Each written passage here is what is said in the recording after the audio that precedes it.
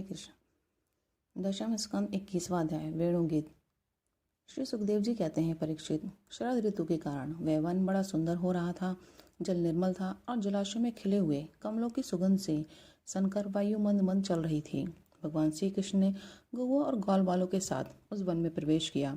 सुंदर सुंदर पुष्पों से परिपूर्ण हरी हरी वृक्ष पंक्तियों में मतवाले भौरे स्थान स्थान पर गुनगुना रहे थे और तरह तरह के पक्षी झुंड के झुंड अलग अलग कलरव कर रहे थे, जिससे उस वन के सरोवर, नदियाँ और पर्वत सबके सब गूंजते रहते थे। मधुपति श्री कृष्ण ने बलराम जी और ग्वाल वालों के साथ उसके भीतर घुसकर गौओं को चराते हुए अपनी बांसुरी पर मधुर तान छेड़ी। श्री कृष्ण की यह वंशी ध्वनि भगवान के प्रति प्रेम भाव को, उनके मिलन की आकांक्षा को जगाने वाली थी। उसे सुनकर गोपियों का हृदय प्रेम से परिपूर्ण हो गया। वे एकांत में अपनी सखियों से उनके रूप, गुण और वंशी ध्वनि के प्रभाव का वर्णन करने लगी। ब्रज की गोपियों ने वंशी ध्वनि का माधुर्य आपस में वर्णन करना चाहा तो अवश्य, परंतु वंशी का स्मरण होते ही उन्हें श्री कृष्ण की मधुर चेष्टाओं की, प्रेमपूर्ण चितवन, भवों के इशारे और मधुर मुस्कान आदि की याद हो आई। उनकी भगवान से मिलने की आकांक्षा और भी बढ़ गई। उनका मन हाथ से निकल गया। वे मन ही मन वहां पहुंच गई जहां श्री कृष्ण थे। अब उनकी वाणी बोले कैसे? वे उसके वर्णन में असमर्थ हो गईं। वे मन ही मन देखने लगी कि श्री कृष्ण ग्वाल बालों के साथ वृंदावन में प्रवेश कर रहे हैं। उनके सिर पर मयूर पिच्छ है और कानों पर कनेर के पीले पीले पुष्प, शरीर पर सुनहला पीताम्बर और गले में 5 प्रकार के सुगंधित पुष्पों की बनी वैजंती माला है। रंगमंच पर अभिनय करते हुए श्रेष्ठ नट का सा क्या ही सुंदर वेश है। बांसुरी के छिद्रों को वे अपने अधरामृत से भर रहे हैं। उनके पीछे पीछे ग्वाल बाल उनकी लोक पावन कीर्ति का गान कर रहे हैं। इस प्रकार वैकुंठ से भी श्रेष्ठ वह वृंदावन धाम उनके चरण चिन्हों से और भी रमणीय बन गया है। परीक्षित, यह वंशी ध्वनि जड़ चेतन समस्त भूतों का मन चुरा लेती है। गोपियों ने उसे सुना और सुनकर उसका वर्णन करने लगी। वर्णन करते करते वे तन्मय हो गईं और श्री कृष्ण को पाकर आलिंगन करने लगी। गोपियां आपस में बातचीत करने लगी।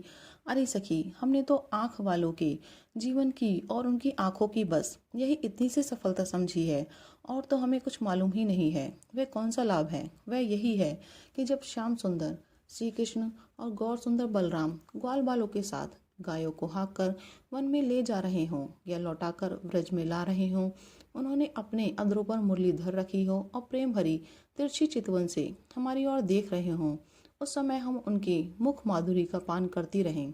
अरे सखी, जब वे आम की नई कोपलें, मोरों के पंख, फूलों के गुच्छे, रंग बिरंगे कमल और कुमुद की मालाएं धारण कर लेते हैं, श्री कृष्ण के सावरे शरीर पर पीताम्बर और बलराम के गोरे शरीर पर नीलांबर फहराने लगता है, तब उनका वेश बड़ा ही विचित्र बन जाता है। ग्वाल वालों की गोष्ठी में वे दोनों बीचों बीच बैठ जाते हैं और मधुर संगीत की तान छेड़ देते हैं। मेरी प्यारी सखी, उस समय ऐसा जान पड़ता है मानो 2 चतुर नट रंगमंच पर अभिनय कर रहे हों। मैं क्या बताऊं कि उस समय उनकी कितनी शोभा होती है। अरे गोपियों, ये वेणु पुरुष जाति का होने पर भी पूर्व जन्म में न जाने ऐसा कौन सा साधन भजन कर चुका है कि हम गोपियों की अपनी संपत्ति दामोदर के अधरों की सुधा स्वयं ही इस प्रकार पिए जा रहा है कि हम लोगों के लिए थोड़ा सा भी रस शेष नहीं रहेगा। इस वेणु को अपने रस से सींचने वाली हृदयनियां आज कमलों के मिस रोमांचित हो रही हैं और अपने वंश में भगवत प्रेमी संतानों को देखकर श्रेष्ठ पुरुषों के समान वृक्ष भी इसके साथ अपना संबंध जोड़कर आंखों से आनंद अश्रु बहा रहे हैं। अरे सखी, ये वृंदावन वैकुंठ लोक तक पृथ्वी की कीर्ति का विस्तार कर रहा है, क्योंकि यशोदा नंदन श्री कृष्ण के चरण कमलों के चिन्हों से यह चिन्हित हो रहा है। सखी, जब श्री कृष्ण अपनी मुनिजन मोहिनी मुरली बजाते हैं, तब मोर मतवाले होकर उसकी ताल पर नाचने लगते हैं। यह देखकर पर्वत की चोटियों पर विचरने वाले सभी पशु पक्षी चुपचाप शांत होकर खड़े रह जाते हैं। अरे सखी, जब प्राण वल्लभ श्री कृष्ण विचित्र वेश धारण करके बांसुरी बजाते हैं, तब मूढ़ बुद्धि वाली ये हरनियां भी वंशी की तान सुनकर अपने पति कृष्ण सार मृगों के साथ नंदनंदन के पास चली आती हैं और अपनी प्रेम भरी बड़ी बड़ी आंखों से उन्हें निखरने लगती हैं। निखरती क्या हैं? अपनी कमल के समान बड़ी बड़ी आंखें श्री कृष्ण के चरणों पर निछावर कर देती हैं और श्री कृष्ण की प्रेम भरी चितवन के द्वारा किया हुआ अपना सत्कार स्वीकार करती हैं। वास्तव में उनका जीवन धन्य है। हम वृंदावन की गोपी होने पर भी इस प्रकार उन पर अपने को निछावर नहीं कर पाती। हमारे घर वाले कुड़ने लगते हैं। कितनी विडंबना है। अरे सखी, हरनियों की तो बात ही क्या है। स्वर्ग की देवियां जब युवतियों को आनंदित करने वाले सौंदर्य और शील के खजाने श्री कृष्ण को देखती हैं और बांसुरी पर उनके द्वारा गाया हुआ मधुर संगीत सुनती हैं, तब उनके चित्र विचित्र आलाप सुनकर वे अपने विमान पर ही सुध-बुध खो बैठती हैं, मूर्छित हो जाती हैं। यह कैसे मालूम हुआ सखी? सुनो तो, जब उनके हृदय में श्री कृष्ण से मिलने की तीव्र आकांक्षा जग जाती है, तब वे अपना धीरज खो बैठती हैं, बेहोश हो जाती हैं। उन्हें इस बात का भी पता नहीं चलता कि उनकी चोटियों में गुथे हुए फूल पृथ्वी पर गिर रहे हैं। यहाँ तक कि उन्हें अपनी साड़ी का भी पता नहीं रहता। वे कमर से खिसक कर जमीन पर गिर जाती है। अरे सखी, तुम देवियों की बात क्या कह रही हो? इन गौओं को नहीं देखती? जब हमारे कृष्ण प्यारे अपने मुख से बांसुरी में स्वर भरते हैं और गौएं उनका मधुर संगीत सुनती हैं, तब ये अपने दोनों कान के दोनों दोने संभाल लेती हैं, खड़े कर लेती हैं और मानो उनसे अमृत पी रही हों। इस प्रकार उस संगीत का रस लेने लगती हैं। ऐसा क्यों होता है सखी? अपने नेत्रों के द्वार से श्याम सुंदर को हृदय में ले जाकर वे उन्हें वहीं विराजमान कर देती हैं और मन ही मन उनका आलिंगन करती हैं। देखती नहीं हो, उनके नेत्रों से आनंद के आंसू छलकने लगते हैं और उनके बछड़ों की तो दशा ही निराली हो जाती है। यज्ञ गायों के थनों से अपने आप दूध झड़ता रहता है। वे जब दूध पीते पीते अचानक ही वंशीध्वनि सुनते हैं, तब मुंह में लिया हुआ दूध का घूंट न उगल पाते हैं और न निगल पाते हैं। उनके हृदय में भी होता है भगवान का संस्पर्श और नेत्रों में छलकते होते हैं आनंद के आंसू। वे जो के तो ठिठके रह जाते हैं। अरे सखी, गौएं और बछड़े तो हमारे घर की वस्तु हैं, उनकी बात तो जाने ही दो। वृंदावन के पक्षियों को तुम नहीं देखती हो? उन्हें पक्षी कहना ही भूल है। सच पूछो तो उनमें से अधिकांश बड़े बड़े ऋषि मुनि हैं। वे वृंदावन के सुंदर सुंदर वृक्षों की नई अब मनोहर कोपलों वाली डालियों पर चुपचाप बैठ जाते हैं और आंखें बंद नहीं करते।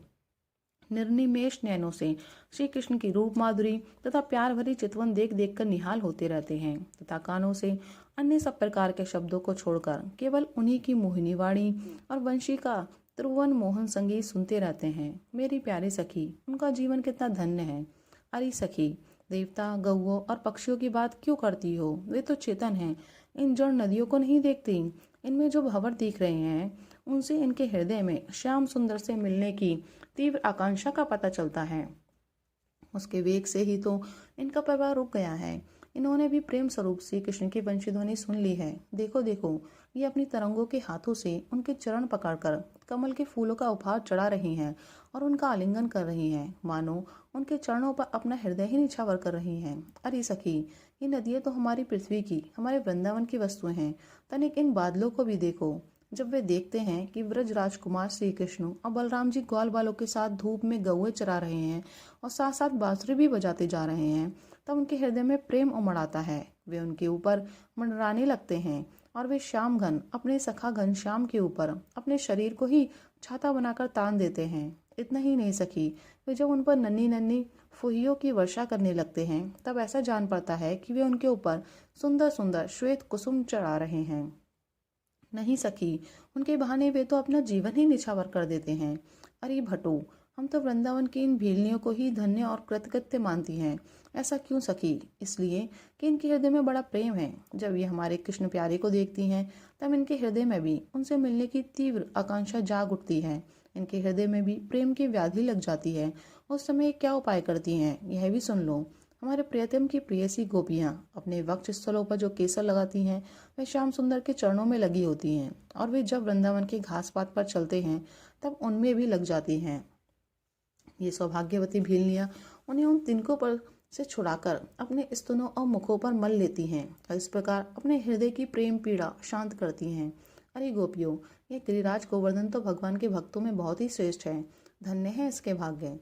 देखती नहीं हो, हमारे प्राण वल्लभ श्री कृष्ण और नैनाभिराम बलराम के चरण कमलों का स्पर्श प्राप्त करके यह कितना आनंदित रहता है। इसके भाग्य की सराहना कौन करे? यह तो उन दोनों का ग्वाल बालों और गौओं को बड़ा ही सत्कार करता है। स्नान पान के लिए झरनों का जल देता है, गौओं के लिए सुंदर हरी हरी घास प्रस्तुत करता है, विश्राम करने के लिए कंदराएं और खाने के लिए कंदमूल फल देता है। वास्तव में यह धन्य है। अरे सखी, इन सांवरे गोरे किशोरों की तो गति ही निराली है। जब वे सिर पर नोबना, दूहते समय गाय के पैर बांधने की रस्सी लपेटकर और कंधों पर फंदा, भागने वाली गायों को पकड़ने की रस्सी रखकर गायों को एक वन से दूसरे वन में हाँक कर ले जाते हैं। साथ में ग्वालवाल भी होते हैं और मधुर मधुर संगीत गाते हुए बांसुरी की तान छेड़ते हैं उस समय मनुष्यों की तो बात ही क्या, अन्य शरीरधारियों में भी चलने वाले चेतन पशु पक्षी और जड़ नदी आदि तो स्थिर हो जाते हैं तथा अचल वृक्षों को भी रोमांच हो आ जाता है। जादूगरी वंशी का तो और क्या चमत्कार सुनाऊं। परीक्षित, वृंदावन विहारी श्री कृष्ण के ऐसी ऐसी एक नहीं अनेक लीलाएं हैं। गोपियां प्रतिदिन आपस में उनका वर्णन करती और तन्मय हो जाती। भगवान की लीलाएं उनके हृदय में स्फुरित होने लगती। राधे राधे।